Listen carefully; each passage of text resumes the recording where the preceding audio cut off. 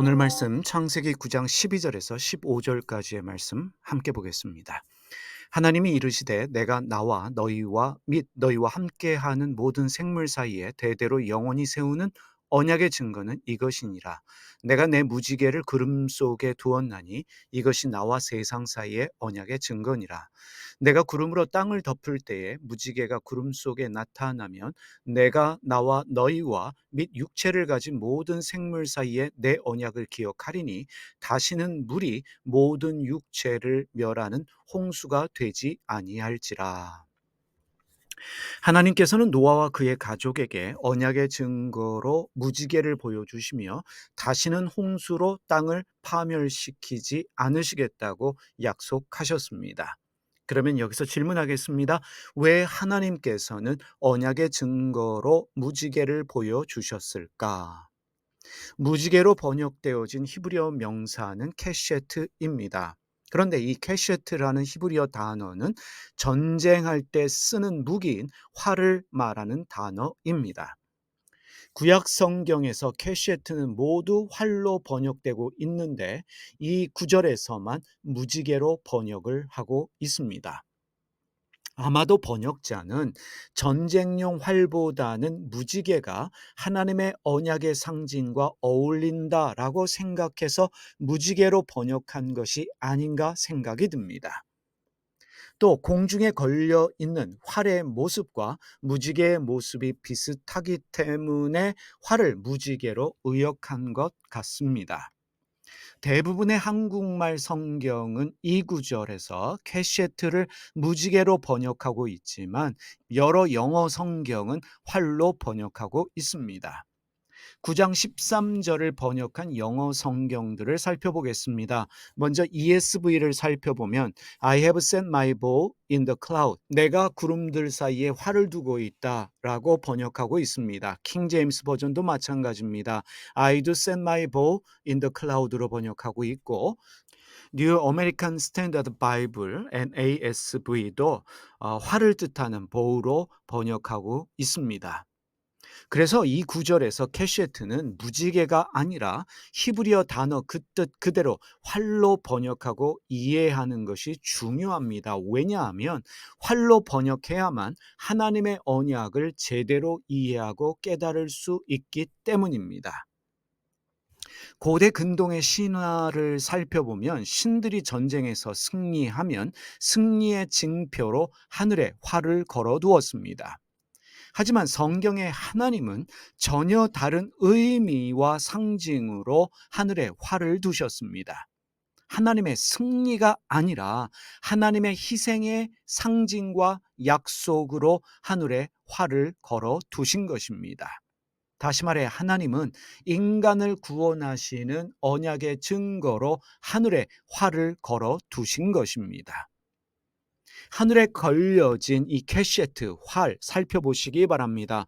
화살의 끝이 어디를 향하고 있습니까? 땅이 아니라 하늘 즉 하나님을 향하고 있습니다. 무지개와 같은 모양인 활은 화살의 끝이 땅이 아니라 하늘 하나님을 향하고 있습니다. 무엇을 말하고 있습니까? 이것은 하나님께서 자기의 희생을 통해서 인간을 구원하시겠다는 언약의 상징과 증거입니다.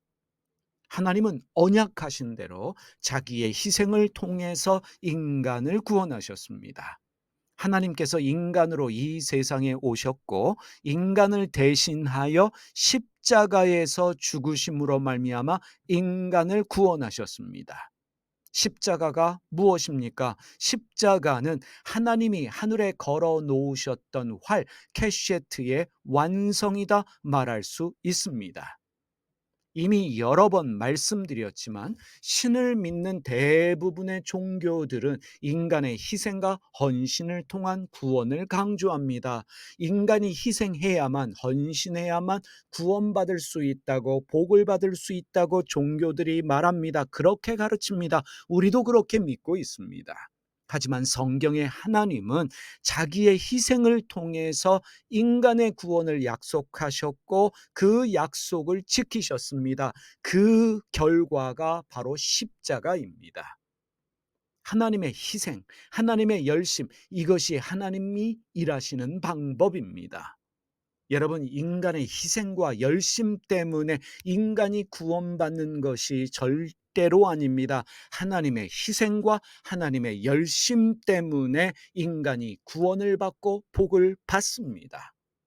그래서 고린도전서 1장 18절은 이렇게 말씀합니다. 십자가의 도가 멸망하는 자들에게는 미련한 것이요 구원을 받는 우리에게는 하나님의 능력이라. 십자가는 인간의 헌신과 희생을 요구하고 있지 않습니다. 십자가를 바라볼 때마다 십자가가 인간에게 헌신해라, 희생하라 요구하는 것이 아닙니다. 십자가는 하나님의 희생과 헌신을 우리에게 보여주고 있습니다. 우리의 구원을 위해 하나님이 희생하셨음을, 하나님이 헌신하였음을 보여주고 있는 것이 십자가입니다. 그래서 십자가의 도를 깨닫지 못하면 어리석고 미련한 종교 생활을 하게 됩니다. 하나님을 믿으면서도 하나님을 잘못 믿고 있는 경우들이 있습니다. 그들은 자기의 열심과 희생으로 구원받으려고 애를 씁니다. 가정과 직업, 공부까지 포기하면서 열심히 갖다 바치면서 하나님께 인정받으려고 합니다. 구원받으려고 애를 씁니다. 여러분, 신앙의 능력은 인간의 희생, 인간의 노력이 아닙니다. 십자가가 하나님의 능력이요 우리 신앙의 능력입니다. 하나님이 인간을 위해 자기를 희생하시고 헌신하셨기 때문에 우리 인생들이 구원을 받고 우리 인생들의 소망이 생겨나는 것입니다. 하나님을 향한 헌신과 희생이 좀 부족해도 상관없습니다. 자녀가 부모에게 헌신하지 않는다고, 자녀가 부모에게 희생하지 않는다고 자녀를 저주하는 부모는 없습니다. 대부분의 부모님들은 자기를 희생함으로, 자기를 헌신함으로 자녀들을 위해 삽니다. 우리 하나님은 어떻겠습니까?